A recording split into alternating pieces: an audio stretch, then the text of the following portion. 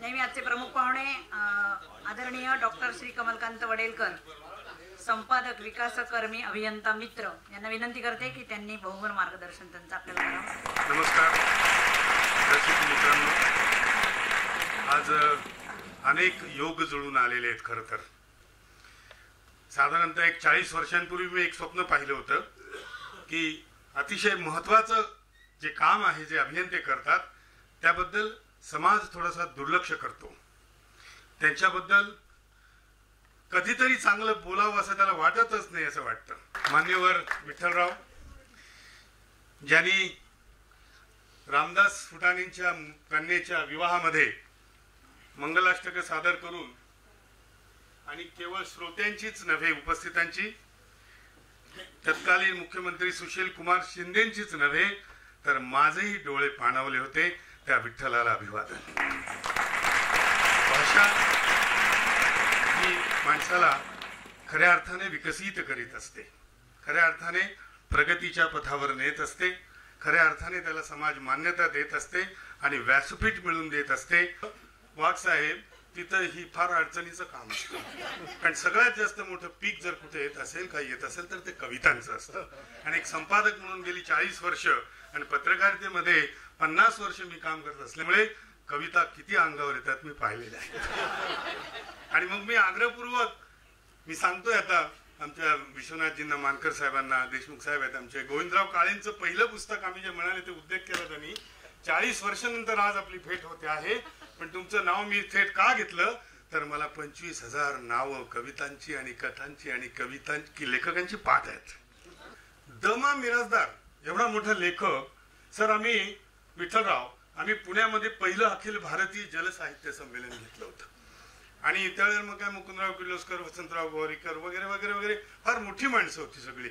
मधु मंगेश कर्णीचा उल्लेख जो तुम्ही आता केला ते आमचे त्यावेळेचे अध्यक्ष होते आणि नादो महार होते. नादो महारांनी त्यांना ते अध्यक्षपद द्यायचं होतं. तर दमांना मी ज्यावेळेस फोन केला, विनंती केली पाहुणे म्हणून या वगैरे वगैरे, कथा सत्राचं अध्यक्षपद स्वीकारायला म्हणले, जलसाहित्य काय असतं म्हणे. दमा मला विचारतात, जलसाहित्य म्हणजे काय? म्हटलं जलसाहित्य अहो असं साहित्यच नाही की ज्याच्यात जल नाही. म्हटलं ज्या रस्त्यांवरून तुम्ही जाता, ज्या धरणांवरून, धरणाचं पाणी घरापर्यंत, घरातून नळापर्यंत आणि नळापासून तुमच्या डायनिंग टेबलवर ग्लास मध्ये जे येतं ते पाणी आमचा अभियंता आणायचं. आणि त्या अभियंत्याने निर्माण केलेला त्यांनी जे काम केलेले आहे, तर तुम्ही पुणे मुंबई रस्त्यावर आपण जातो, मुंबईतल्या उड्डाण पुलावरून आपण प्रवास करतो आणि काल परवा झालेला सिंहगड रस्त्यावरील पूल आपण बघतो. हे जर वजा केले आपण प्रवास करू शकतो का? नाही करू शकत.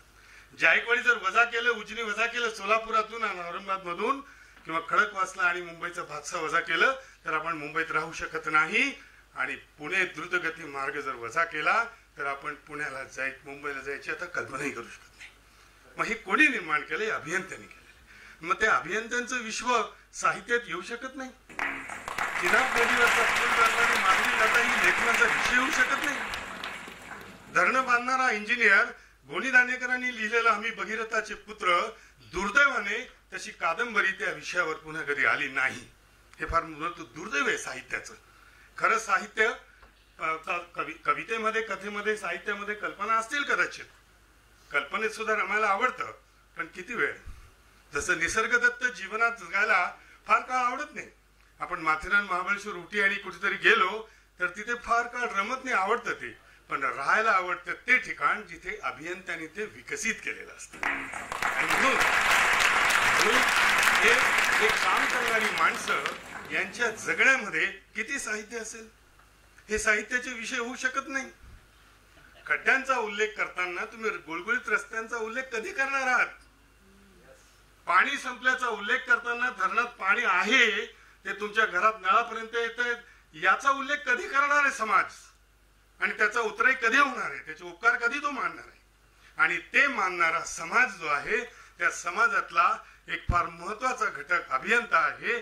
तो निर्माण करणारा आणि अशा अभियंत्यांना व्यासपीठ देणारा एक चंद्रमोहन आहे, त्याचं नाव हंगेकर आहे. त्याच्या मागे गिरीश आहे, त्याच्या मागे उल्हास आहे आणि म्हणूनच हा सगळा उल्हास आहे. अन्यथा 2-2 विद्या एकेका व्यासपीठावर मी नाही पाहिजे.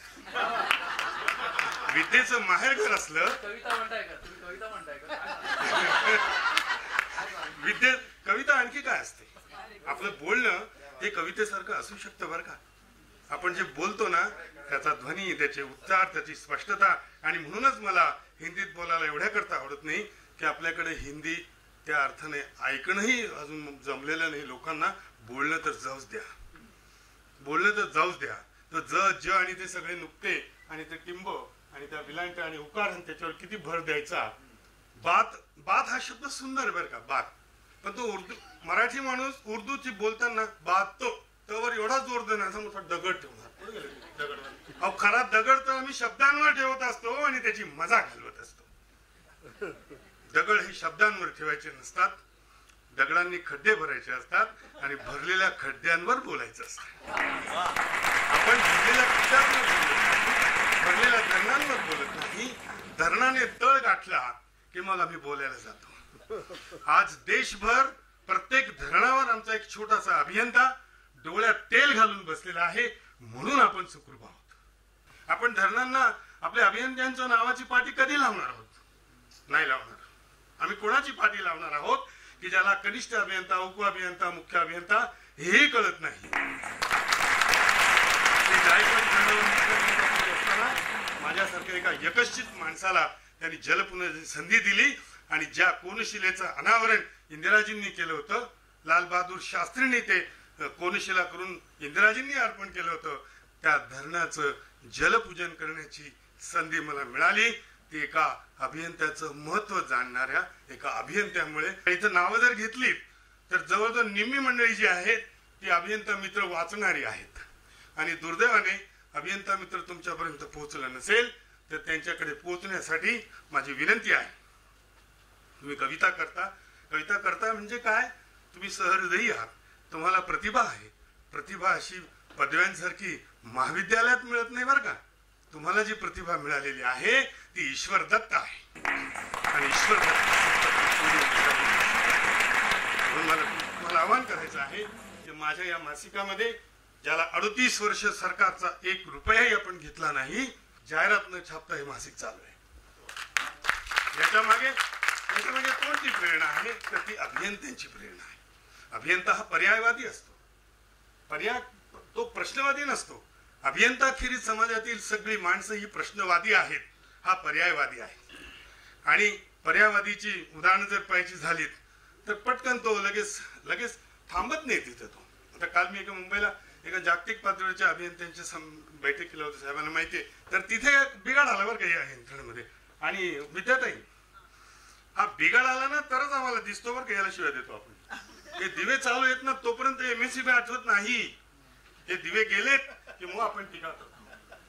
वाघ साहेब एकदा एसटीत प्रवास करत होतो, तुम्ही मला किती वेळ दिला मला माहित नाही, पण नगर निवासा प्रवास करत असताना संध्याकाळची वेळ होती. नेहमीप्रमाणे कंडक्टरने दिवे विझवले बरं का.